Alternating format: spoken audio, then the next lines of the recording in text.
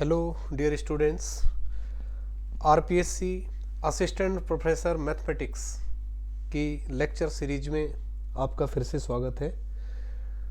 और हम differential geometry के टॉपिक्स को अभी कवर कर रहे हैं। लास्ट जो लेक्चर हमने किया है, डे फर्स्ट का लेक्चर, उसके अंदर कर्व इन स्पेस के जो भी इम्पोर्टेंट कॉन्सेप्ट थे, और या ये कहें कि जो भी बेसिक चीज़ें थी डिफरेंशियल ज्योमेट्री की, वो हमने कवर की थी। आज सेकंड डे हम कर रहे हैं।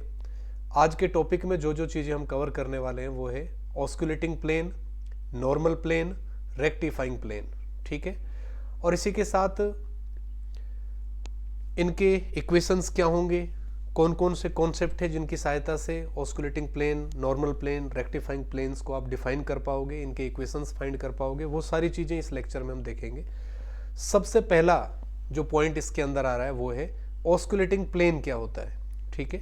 तो ऑस्कुलेटिंग प्लेन की अगर हम बात करें तो सपोज कोई भी कर्व मैंने ये कंसीडर कर लिया, ये सपोज कोई भी कर्व है, इस कर्व का पॉइंट मैंने ले लिया पी पॉइंट, पी पॉइंट। ठीक, पी पॉइंट। तो पी पॉइंट इस कर्व पर मैंने कंसीडर कर लिया है। ठीक है। एक पॉइंट मैंने ले लिया सपोज पॉइंट क्यू, और एक कोई भी पॉइंट मैंने सपोज यहां पर क्या ले लिया, are point.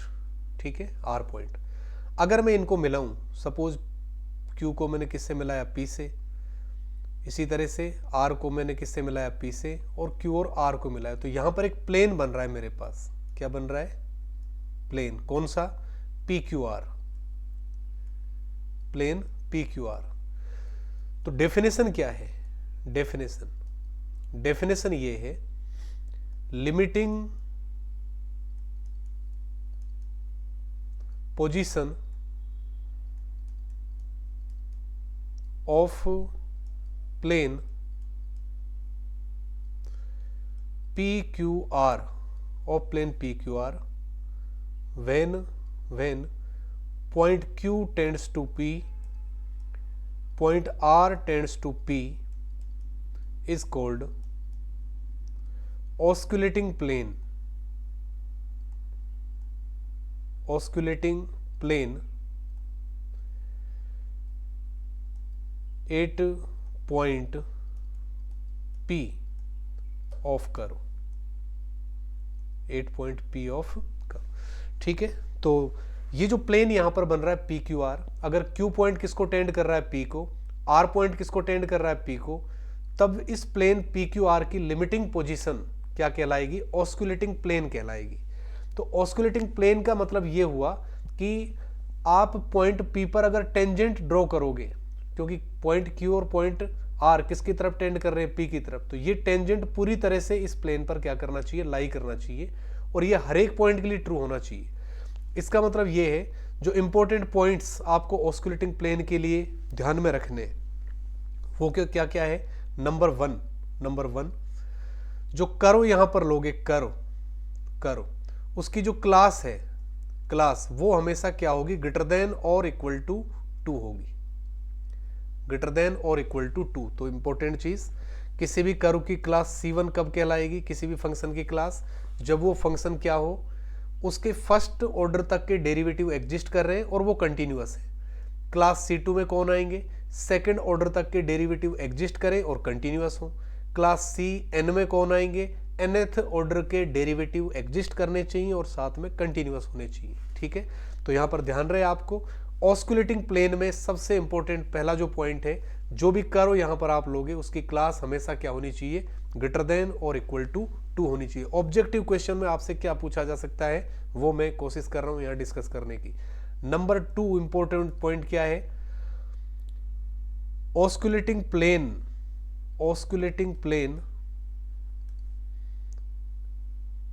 And curve, osculating plane and curve have 3 point contact, 3 point contact 8p। तो अगर ये प्लेन ऑस्कुलेटिंग प्लेन बन रहा है, ठीक है, और कर्व आपका है, तो पॉइंट पी पर ऑस्कुलेटिंग प्लेन और कर्व के बीच कितने पॉइंट्स का कांटेक्ट होगा? 3 पॉइंट कांटेक्ट। क्यों? क्योंकि एक पॉइंट क्यू आ रहा है पी पर और दूसरा आर टेंड्स टू पी है, ये कंडीशन लग रही है। क्यू भी पी पर आ रहा है, आर भी पी पर आ रहा है, इसका मतलब कितने पॉइंट्स का कॉन्टेक्ट हो गया, 3 पॉइंट्स। पी तो ऑलरेडी है वहां पर और क्यू और आर पॉइंट बाहर से आ रहे हैं। तो ऑस्कुलेटिंग प्लेन और कर्व के बीच हमेशा कितने पॉइंट्स का कॉन्टेक्ट होगा, 3 पॉइंट्स का। ये क्वेश्चन भी कई बार ऑब्जेक्टिव क्वेश्चंस कॉम्पिटिटिव एग्जाम से पूछा जाता है कि ऑस्कुलेटिंग प्लेन का किसी भी कर्व के साथ कितने पॉइंट्स का कॉन्टेक्ट होगा। आपको ऑप्शन दे दिए जाते हैं कि 2 पॉइंट्स का होगा, 3 का होगा, 4 का होगा, जो भी है ये। नंबर थ्री ऑस्कुलेटिंग प्लेन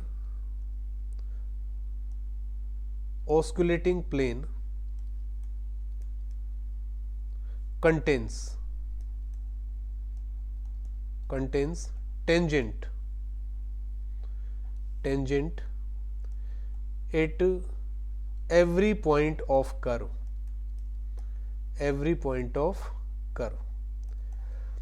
ठीक है। अगर कर्व के किसी भी पॉइंट पर आप टेंजेंट ड्रॉ करोगे तब वो टेंजेंट पूरी तरह से किसके अंदर लाई करेगा, ऑस्कुलेटिंग प्लेन के अंदर। यानी ऑस्कुलेटिंग प्लेन कर्व के हर एक पॉइंट पर टेंजेंट को क्या करेगा, कंटेन करेगा। Osculating plane contains tangent at every point of curve. तो ये इंपॉर्टेंट 3 चीजें आपको ऑस्कुलेटिंग प्लेन के बारे में ध्यान रखनी है। पी क्यू आर प्लेन की लिमिटिंग पोजीशन है, कर्व की class greater than equal to 2 होनी चाहिए। ऑस्कुलेटिंग प्लेन का कर्व के साथ जो कॉन्टेक्ट है वो कितने पॉइंट्स का होगा, 3 पॉइंट कॉन्टेक्ट। और कर्व के किसी भी पॉइंट पर आप टेंजेंट अगर ड्रॉ करोगे तो ऑस्कुलेटिंग प्लेन उस टेंजेंट को हमेशा क्या करेगा, कंटेन करेगा। अब हम आते हैं इक्वेशन ऑफ ऑस्कुलेटिंग प्लेन पर। ऑस्कुलेटिंग प्लेन का इक्वेशन आप किस तरह से फाइंड करोगे। सपोज ये आपका कोई भी प्लेन है और ये मान लेता हूं मैं क्या बन रहा है, ऑस्कुलेटिंग प्लेन बन रहा है, ठीक है। ये मैंने कोई भी कर्व ले लिया, इस कर्व का एक पॉइंट मैंने ले लिया, सपोज कोई भी पॉइंट P, ठीक है। P पॉइंट पर टेंजेंट वेक्टर क्या होगा, टी कैप, और टी कैप किसके बराबर होता है, आर वेक्टर डैश के। एक मैंने फिक्स पॉइंट सपोज A ले लिया, A पॉइंट से P पॉइंट तक, A से P तक की जो आर्क लेंथ है सपोज मैंने क्या मान ली, S0। इसी तरह से एक कोई भी पॉइंट मैंने ले लिया, सपोज यहां पर Q, P पॉइंट का पोजीशन वेक्टर मैं मान रहा हूं सपोज R वेक्टर, ठीक है, या R वेक्टर S0 में ले लेता हूं इस तरह से।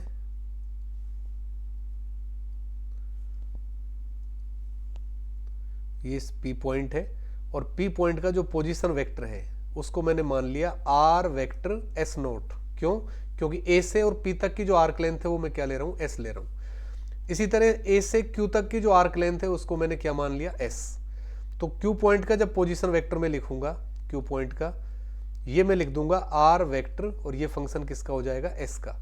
तो जो PQ वेक्टर आपका बनेगा, PQ vector position vector of Q, ये PQ वेक्टर बनेगा आपका R vector S minus R vector S0, ये PQ वेक्टर बनने वाला है। मुझे ऑस्कुलेटिंग प्लेन का इक्वेशन चाहिए, तो ऑस्कुलेटिंग प्लेन पर एक पॉइंट मैं ले लूंगा R पॉइंट, और R पॉइंट का जो पोजीशन वेक्टर है वो मैं क्या मान लूंगा, कैपिटल R वेक्टर। तो जब P को R वेक्टर से आप मिलाओगे तो क्या बनेगा आपका PR वेक्टर, जो कि capital R vector minus small r vector S0 बनेगा। कौन सा, PR वेक्टर, ठीक है। ये तो यहां से कंडीशन क्या होगी आपकी कि अगर ऑस्कुलेटिंग प्लेन है, अगर क्या है ऑस्कुलेटिंग प्लेन, उस केस में क्या होगा, पॉइंट P तो मिल ही रहा है उस पर, और Q पॉइंट किसको टेंड करेगा, P को, तो Q पॉइंट भी इस प्लेन पर आ जाएगा। R पॉइंट मैंने लिया ही है प्लेन पर, तो तीनों पॉइंट एक ही प्लेन पर होंगे। उस केस में साथ ही टेंजेंट वेक्टर ऑस्कुलेटिंग प्लेन में होगा, टी कैप किस में लाई करेगा, ऑस्कुलेटिंग प्लेन में। अभी मैंने ऊपर बताया था तीसरा पॉइंट कि ऑस्कुलेटिंग प्लेन टेंजेंट वेक्टर को हमेशा क्या करेगा, कंटेन करेगा। इसी तरह से PQ वेक्टर क्या आ रहा है, PQ वेक्टर, क्योंकि Q पॉइंट किसकी तरफ आ रहा है, P पर आ रहा है, इसलिए PQ वेक्टर भी इसी प्लेन में है, तो PQ वेक्टर हो गया। और तीसरा वेक्टर कौन सा है, PR वेक्टर, तो R वेक्टर भी इसी प्लेन में है, P भी इसी प्लेन में है, तो PR वेक्टर। ये तीनों वेक्टर कोप्लेनर हो गए। इसका मतलब क्या होगा, PR वेक्टर और T कैप और PQ वेक्टर, इन तीनों का जब ट्रिपल प्रोडक्ट आप करोगे तो ये किसके बराबर होगा, 0 के बराबर। और फिर इसको सिंप्लीफाई करेंगे, ये सारी वैल्यू रख देंगे। PR वेक्टर तो इसके बराबर है R vector minus R S0 के, PQ वेक्टर ये है आपका, ये सारी वैल्यू रखेंगे। टेलर सीरीज अप्लाई करेंगे और फाइनल जो फॉर्मूला आएगा वो आपके पास ये बनेगा, आर वेक्टर, ये तो पी आर वेक्टर हो गया आपका, R vector minus R S naught, T cap किसके बराबर है, आर डैश के बराबर। और ये जो वैल्यू है इसको टेलर सीरीज से आप एक्सपांड करोगे तो आप देखेंगे कि फाइनली ये फॉर्मूला इस तरह से कन्वर्ट होगा, आर डबल डैश यहाँ पर बन जाएगा। इसको शॉर्ट में ये भी लिख सकते हैं हम इस तरह से, R vector minus small R vector dash R vector double dash equal to 0। लेकिन ध्यान रहे स्मॉल आर वेक्टर की सारी वैल्यू किस पॉइंट पर है, पी पॉइंट पर, जिसके लिए आर्क लेंथ मैंने क्या लिए, एस नोट, इसलिए यहां पर सभी में क्या आ रहा है, एस नोट। तो एक तो ऑस्कुलेटिंग प्लेन का जो इक्वेशन है पैरामीटर एस अगर है तो पैरामीटर एस का मतलब क्या हुआ, डैश आएगा यहां पर, ठीक है।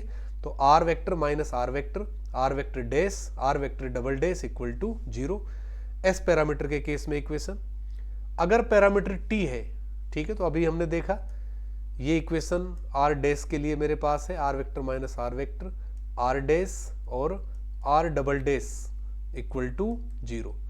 ये तो पैरामीटर एस के लिए इक्वेशन था। पैरामीटर टी के लिए क्या हो जाएगा, डॉट आ जाएगा यहाँ पर, R vector minus R vector R dot R double dot equal to 0। तो लेकिन ध्यान रहे डायरेक्ट रिप्लेस नहीं हुआ, ये डायरेक्ट रिप्लेस की अगर बात की जाए, रिप्लेसमेंट की, तो अगर टी आ रहा है आप तो टी को आप एस से रिप्लेस कर सकते हो और सिंप्लीफाई कर सकते हो।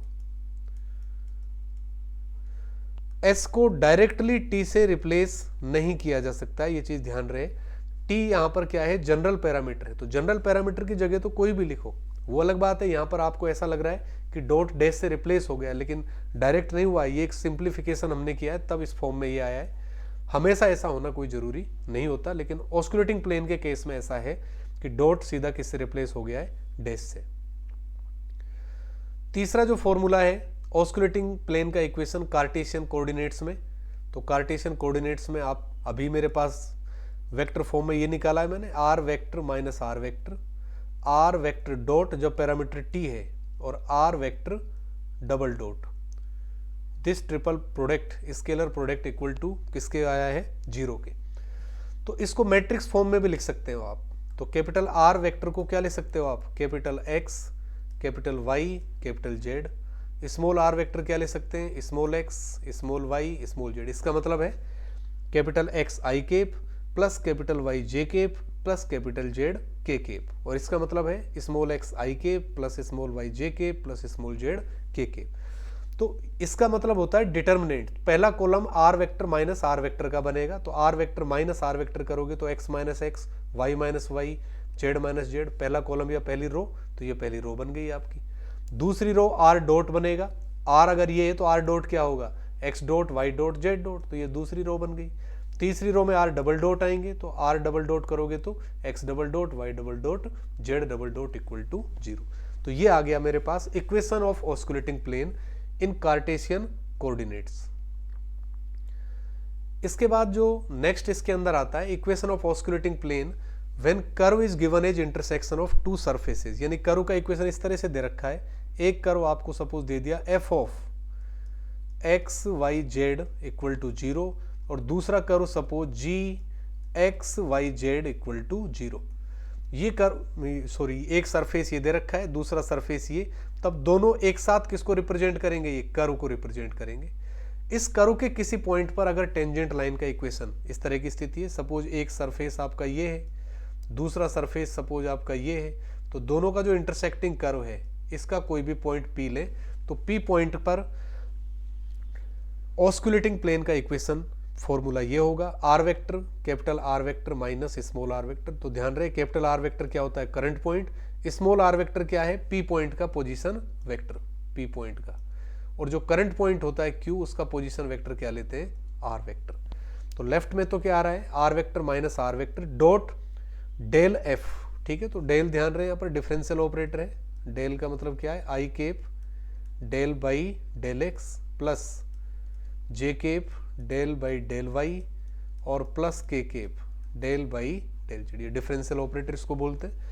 अपॉन क्या है, आर वेक्टर का डॉट और डॉट डेल एफ का डॉट, और आरएचएस में क्या है, केवल एफ को किससे रिप्लेस करना है, जी से, एफ की जगह क्या आ गया, जी। ये तो वेक्टर फॉर्म।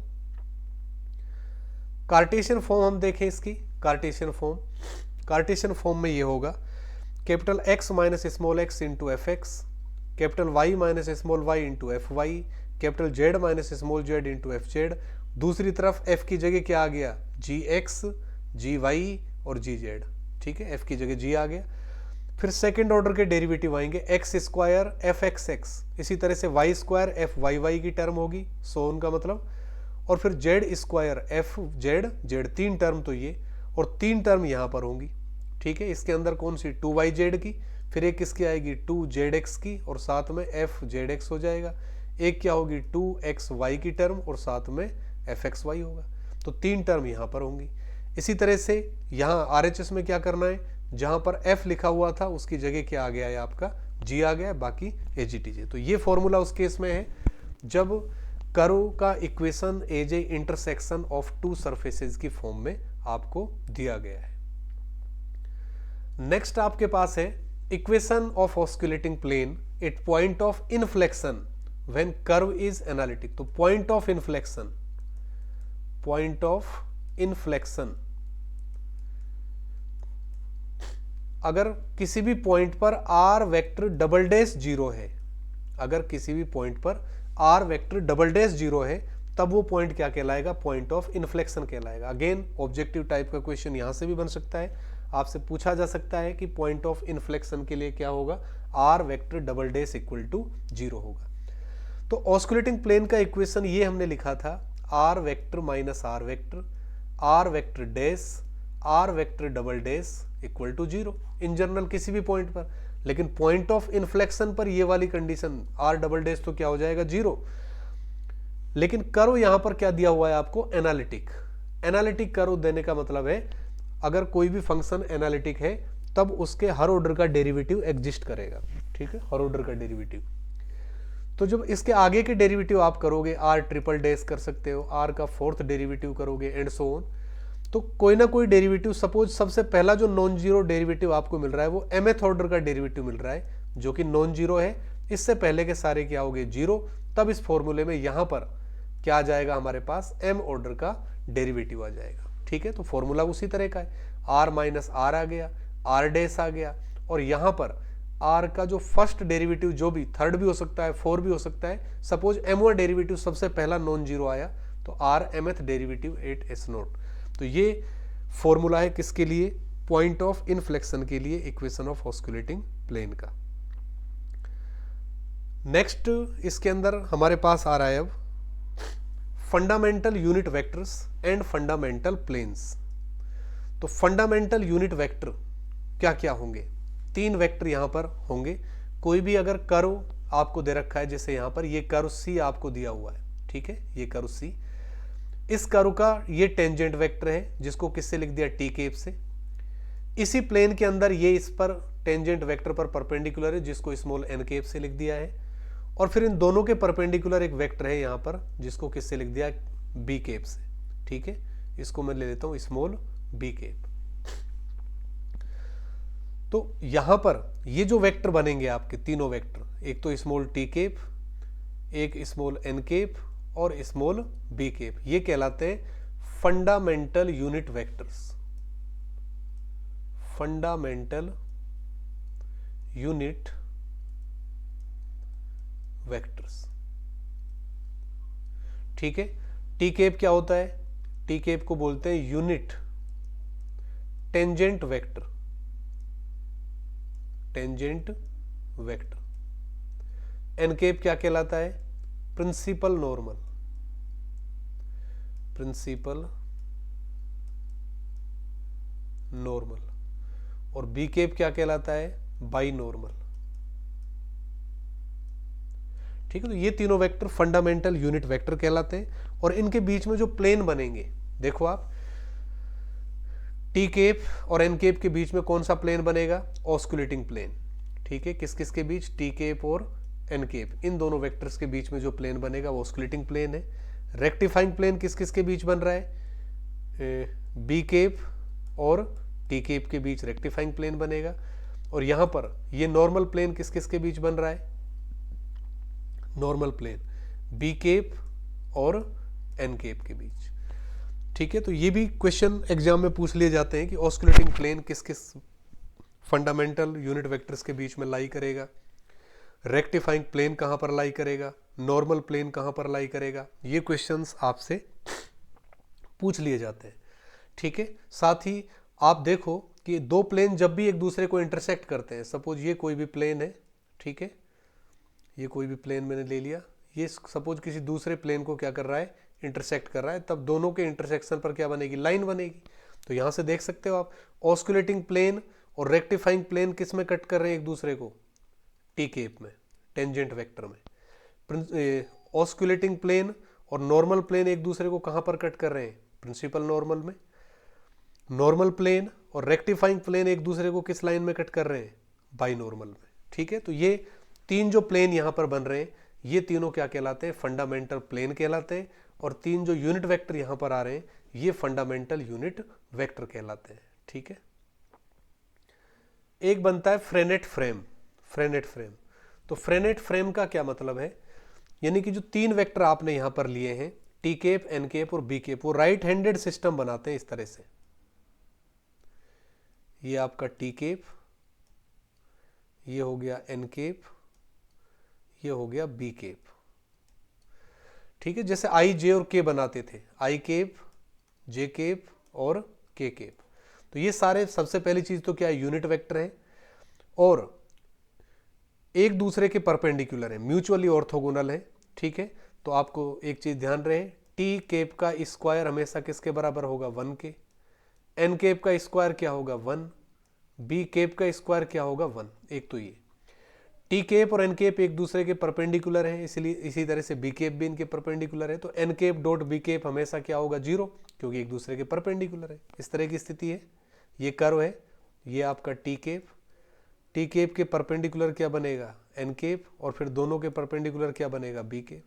तो म्यूचुअली परपेंडिकुलर है परस्पर, इसलिए जब भी डॉट प्रोडक्ट करोगे किन्हीं भी दो का, वो हमेशा 0 होगा। और क्रॉस प्रोडक्ट जैसे आई जे के में करते थे आप, राइट हैंडेड सिस्टम बनाते थे, आई, फिर क्या लेते थे अपन, जे, और फिर क्या लेते थे, के। तो आई और जे, आई क्रॉस जे करेंगे तो के आएगा, जे क्रॉस के करेंगे तो आई आएगा, के क्रॉस आई करेंगे तो जे। तो यहां पर भी इसी तरह से टी क्रॉस एन करोगे अगर आप, ठीक है, टी क्रॉस एन, तो क्या आ गया, B cap.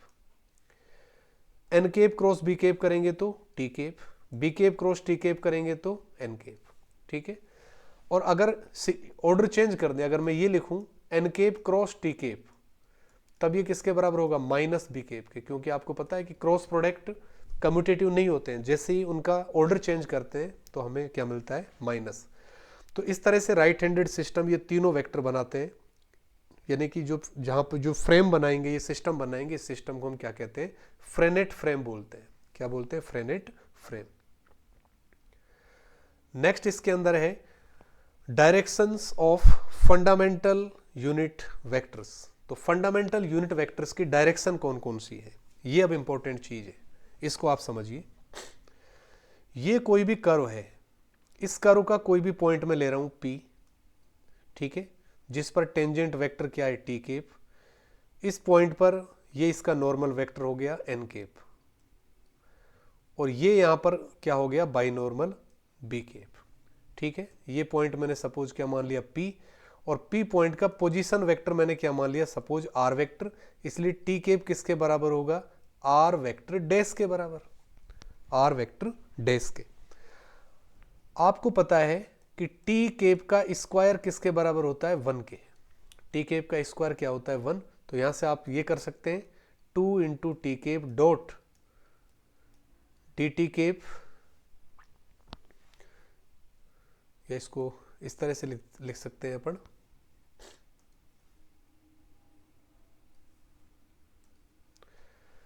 T cap square 1 है और टी केप किसके बराबर है, आर वेक्टर डैश के। तो आर वेक्टर डैश स्क्वायर 1 हो गया, इसको मैं लिख सकता हूं 2r डैश और dot R double dash equal to 0। इसका मतलब क्या हुआ, R double dash is perpendicular to R dash. तो आर डैश तो इधर डायरेक्शन में, टी केप की डायरेक्शन में, तो आर डबल डैश इसके परपेंडिकुलर है। तो परपेंडिकुलर है तो कहां होगा ये, या तो ये एन केप की डायरेक्शन में होगा, या फिर ये बी केप की डायरेक्शन में होगा।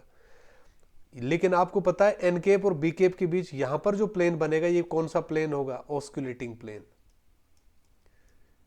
ये प्लेन कौन सा बनता है? Osculating plane. और ऑस्कुलेटिंग प्लेन का इक्वेशन ये लिखते हो आप, R vector minus R vector dash R vector double dash equal to 0।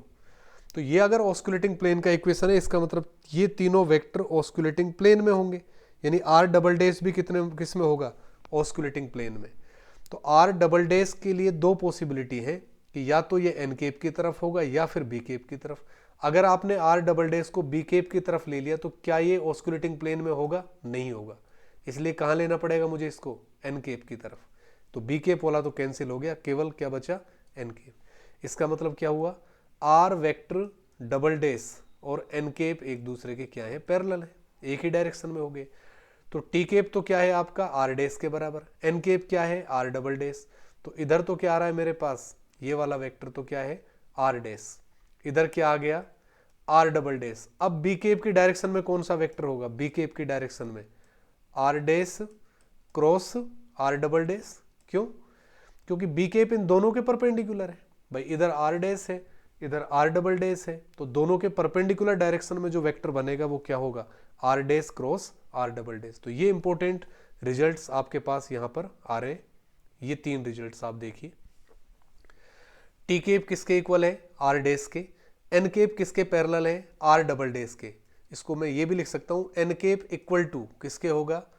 Are double dash upon R double dash का मोड। ठीक है, क्योंकि ये वेक्टर अगर इसके पैरेलल है तो यूनिट वेक्टर है, तो इसका भी मैंने क्या निकाल दिया? Unit vector. तो ये दोनों अब बराबर हो जाएंगे। तो N cap will be equal to, N cap का फॉर्मूला क्या होगा? R double dash upon R double dash का मोड। और बी केप किसकी डायरेक्शन में था? R dash cross R double dash की डायरेक्शन में था। तो यूनिट वेक्टर बनाने के लिए इसके मोड से क्या कर दिया है हमने? डिवाइड कर दिया है। तो ये तीन फॉर्मूले काफी इंपॉर्टेंट है। टी केप आर डैश के इक्वल है, N cap R double dash upon R double dash का mod, B cap R dash cross R double dash upon mod R dash cross R double dash. Next है notations of direction cosines of fundamental unit vectors. जो fundamental unit vector है, एक तो T cap, दूसरा N cap, तीसरा B cap.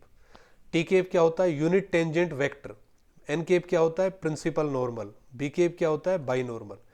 इसके direction cosines को L1, M1, N1 से डिनोट करेंगे। एन केप के डायरेक्शन कोसाइंस को L2, M2, N2 से डिनोट करेंगे। बी केप के डायरेक्शन कोसाइंस को L3, M3 और N3 से डिनोट करेंगे। इसका मतलब ये लिख सकते हो आप, अगर टी केप आपको लिखना हो तो ये लिखा जा सकता है L1 I cap plus M1 J cap N1 K cap. इसी तरह से अगर कहीं जरूरत पड़ती है एन केप इक्वल टू क्या ले सकते हैं हम? L2 I cap plus M2 J cap plus N2 K cap. और B cap equal to L3 I cap M3 J cap और N3 के केप। ठीक है, तो ये स्टैंडर्ड नोटेशंस इनके होंगे। जहां भी L1, M1, N1 आएगा इसका मतलब टी केप की डायरेक्शन कोसाइंस है। L2, M2, N2 कहीं पर भी लेंगे तो एन केप के direction cosines. L3, M3, N3 कहीं पर भी लेंगे तो बी केप के डायरेक्शन कोसाइंस। इस तरह से लिखेंगे। अगर ऑस्कुलेटिंग प्लेन की आप बात करें, ऑस्कुलेटिंग प्लेन के अलग अलग फॉर्म में हमने इक्वेशंस लिखे हैं।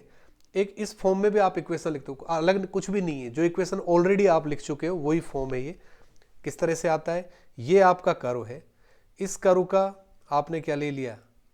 ये टेंजेंट वेक्टर। ये इस पर क्या है? Principal normal. यहां पर मैंने क्या ले लिया? Binormal. ये पॉइंट P है। पॉइंट P का पोजीशन वेक्टर क्या लेते हैं? R vector, small R vector. और ये आपका क्या बनता है यहां पर? Osculating plane. ये प्लेन बनता है ऑस्कुलेटिंग प्लेन। तो ऑस्कुलेटिंग प्लेन का इक्वेशन अगर आपको फाइंड करना है तो ऑस्कुलेटिंग प्लेन पर एक पॉइंट ले लेंगे Q, जिसे करंट पॉइंट कहते हैं, और इसका पोजीशन वेक्टर क्या मान लिया मैंने? R vector. तब PQ वेक्टर क्या बनेगा आपका? PQ वेक्टर क्यू का पोजीशन वेक्टर माइनस पी का पोजीशन वेक्टर, यानी capital R vector minus small R vector. और ये वेक्टर पूरी तरह किस में होगा, ऑस्कुलेटिंग प्लेन में। और ऑस्कुलेटिंग प्लेन किस किस के बीच में लाई कर रहा है, टी कैप और एन कैप के बीच। इसके परपेंडिकुलर वेक्टर कौन सा है, बी कैप। इसका मतलब क्या हुआ, ये वेक्टर तो किस में लाई कर रहा है, ऑस्कुलेटिंग प्लेन में, और बी कैप ऑस्कुलेटिंग प्लेन के परपेंडिकुलर है, इसलिए दोनों का डॉट प्रोडक्ट किसके बराबर होगा, 0 के। तो इस तरह से भी ऑस्कुलेटिंग प्लेन का इक्वेशन लिखा जा सकता है। इसमें कोई फर्क नहीं है, क्योंकि बी कैप का फॉर्मूला अभी आपने पढ़ा है, क्या होता है, R dash cross R double dash upon R dash का mod, R dash cross R double dash का मोड। ये फॉर्मूला जब यहाँ रखोगे तो ये इसी फॉर्म में रिड्यूस हो जाएगा, R vector minus R vector dash R vector double dash equal to 0। Denominator वाली टर्म तो 0 में चली जाएगी। तो ये फॉर्मूला ऑलरेडी पढ़ चुके हो आप ऑस्कुलेटिंग प्लेन का। इसको जब कार्टेशियन फॉर्म में कन्वर्ट करोगे तो ये बनेगा, क्यों, क्योंकि बी कैप आप ले रहे हो। तो बी कैप का फॉर्मूला मैंने अभी आपको बताया, यहाँ पर ऊपर देखो, बी कैप ये ले सकते हैं अपन, L3I cap plus M3J cap plus N3K cap, और इसको R vector minus R vector से डॉट करना है। तो R vector minus R vector यानी x minus X, y minus Y, Z minus Z, और बी कैप से डॉट करेंगे तो बी कैप में कौन कौन से कंपोनेंट है, L3 M3 N3। तो ये आ गया L3 into X minus X, M3 into Y minus Y, N3 into Z minus Z equal to 0। तो इस तरह से कार्टेशियन फॉर्म में ऑस्कुलेटिंग प्लेन का इक्वेशन रिप्रेजेंट किया जा सकता है। दूसरा जो इक्वेशन यहाँ पर हमारा आ रहा है वो है नॉर्मल प्लेन। नॉर्मल प्लेन का इक्वेशन ये होगा, क्यों, क्योंकि नॉर्मल प्लेन आप इस तरह से बनाते हो, ये हमारा क्या हो गया, टी कैप, यहाँ पर क्या बन गया हमारा, एन कैप, और यहाँ इन दोनों के परपेंडिकुलर क्या लेते हैं, बी कैप। तो नॉर्मल प्लेन यहाँ पर बनता है, ये वाला प्लेन, ठीक है, ये प्लेन। तो इस प्लेन में R vector minus R vector अगर आएगा, ठीक है, R vector minus R vector इस प्लेन में लेंगे, R vector minus R vector. तो इस प्लेन के परपेंडिकुलर कौन होगा, टी कैप। इसका मतलब टी कैप से जब इसका डॉट करोगे तो क्या आएगा, 0। तो ये फॉर्मूला यहां पर आ गया। और जब इसको कार्टेशियन फॉर्म में लिखेंगे तो टी कैप के डायरेक्शन कोसाइंस क्या है, L1 M1 N1। तो यहां पर L1 आ गया, यहां पर M1 आ गया, यहां पर N1 आ गया, और इक्वल टू 0। तो ये equation of normal plane. Next जो फॉर्मूला इसके अंदर है वो है इक्वेशन ऑफ रेक्टिफाइंग प्लेन। अब रेक्टिफाइंग प्लेन की स्थिति अगर आप देखें तो ये रेक्टिफाइंग प्लेन इस तरह से बनता है आपका, यहाँ पर ये टी कैप है, यहाँ पर एन कैप है, और यहाँ पर बी कैप है। तो रेक्टिफाइंग प्लेन हमारा यहाँ पर बनता है, ये वाला प्लेन। तो इस प्लेन के परपेंडिकुलर कौन होगा, एन कैप, इसलिए R vector minus R vector dot N cap किसके बराबर आ रहा है, 0 के। और एन कैप के डायरेक्शन कोसाइंस किससे डिनोट किया मैंने, L2 M2 N2 से, इसलिए यहाँ पर क्या आ गया, L2, इधर क्या आ गया M2, इधर क्या आ गया N2, और this will be equal to 0। तो ये रेक्टिफाइंग प्लेन का इक्वेशन। नेक्स्ट इसके अंदर अगर आपको इक्वेशन लिखना है यूनिट टेंजेंट वेक्टर का, तो पहले से ही मैं लिख चुका हूं, टेंजेंट वेक्टर का इक्वेशन निकाल चुके हैं हम, R vector equal to small R vector plus lambda T cap. Tangent vector जब लिख रहे हो तो टी कैप आ जाएगा। नॉर्मल का इक्वेशन जब आप लिखोगे, जैसे ये प्रिंसिपल नॉर्मल, तो प्रिंसिपल नॉर्मल में यहां पर क्या आ गया है, एन कैप आ गया है, ठीक है, R vector equal to R vector plus lambda N cap आ गया। इसी तरह से अगर आपको बाइनॉर्मल का इक्वेशन लिखना है तो R vector equal to R vector plus lambda B cap, तो यहां पर क्या आ गया, बाइनॉर्मल आ गया, ठीक है। तो इस तरह से आप फंडामेंटल यूनिट वेक्टर्स और फंडामेंटल प्लेन्स, जिसके अंदर ऑस्कुलेटिंग प्लेन, नॉर्मल प्लेन और रेक्टिफाइंग प्लेन, इन सभी के इक्वेशंस लिख सकते हैं, ठीक है। तो thanks for watching, comment, share and subscribe my YouTube channel.